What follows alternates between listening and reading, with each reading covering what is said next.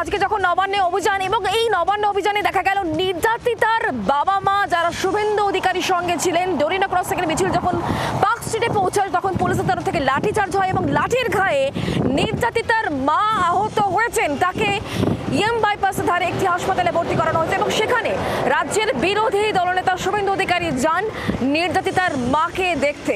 আজকে যে ঘটনা যেখানে তুলকালাম পরিস্থিতি তৈরি হয়, একেবারে পার্ক স্ট্রিট চত্বরে ধুন্ধুমার পরিস্থিতি তৈরি হয়, পুলিশের তরফ থেকে লাঠিচার্জ করা হয় এবং সেই লাঠির ঘায়ে একাধিক বিজেপি কর্মী সমর্থকেরা যেমন আহত হন তেমনই কিন্তু নির্যাতিতার মাও আহত হয়েছেন। তাকে হাসপাতালে ভর্তি করা হয়েছে এবং সেখানেই তাকে দেখতে যান শুভেন্দু অধিকারী। ঠিক কি বলেছেন শোনাবো। দেখুন, উনি ইনজোর্ড হয়েছেন, ইনজুরিটা যথেষ্ট সিরিয়াস, সিটি স্ক্যান হয়েছে, এমআরআই ওনারা করছেন এবং ওনারা অ্যাডমিটেড করলেন এবং মেসোমশাই অর্থাৎ অভয়ার বাবা তিনিও আপাতত সাথেই থাকবেন। উনিও অল্প বিস্তর আমাদের মতো লাঠি খেয়েছেন, কিন্তু মা শাখা পলা তো ভেঙেইছে, ইনজুরি খুব সিরিয়াস। আসল কথা, বিনীত গোয়েলকে বাঁচাতে চায় মনোজ বার্মা। আমি ওখানে বলেছি, বরাহানন্দন বলেছি, আরও খারাপ কিছু যদি ভাষা থাকে অভিধানে, এটা মনোজ বার্মাদের ক্ষেত্রে, মমতা পুলিশের ক্ষেত্রে অ্যাপ্রোপ্রিয়েট। আরও যদি কিছু ভাষা থাকে, এরা এই দুটো উইটনেসকে খতম করতে চেয়েছিল যাতে এই কেসটা ক্লোজ হয়ে যায়।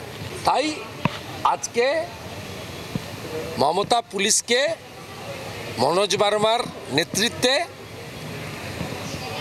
মানে একেবারে হিংস্র কুকুরের মতো তাদেরকে লেলিয়ে দেওয়া হয়েছে বাবা মা সহ আন্দোলনকারীদের উপর।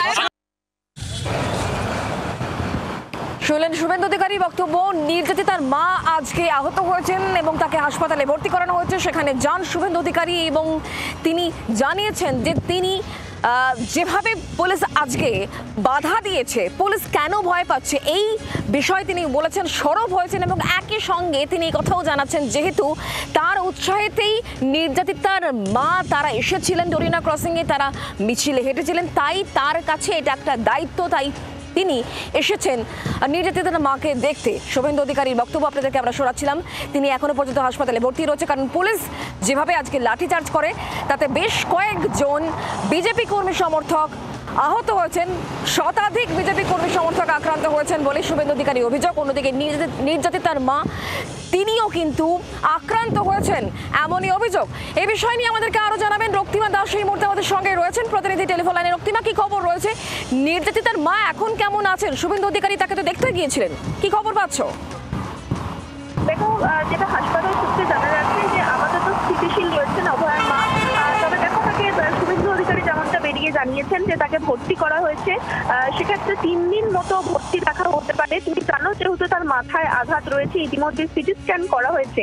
এছাড়াও দেখো, আরো বেশ কিছু পরীক্ষার প্রয়োজন রয়েছে বলে ডাক্তাররা মনে করছেন এবং সেই জায়গা থেকে তাকে ভর্তি করা হয়েছে। কারণ তুমি জানো, যেহেতু হেড ইনজুরি, ফলত সেটা স্বাভাবিকভাবে আগামী দিনে কোনো বড় ক্ষতি হতে পারে কিনা বা কোনো বড় ক্ষতি হওয়ার আশঙ্কা রয়েছে কিনা, এই সমস্ত কিছুই কিন্তু খতিয়ে দেখার জন্য তাকে ভর্তি নেওয়া হয়েছে বলে শুভেন্দু অধিকারী যেমনটা জানিয়েছেন।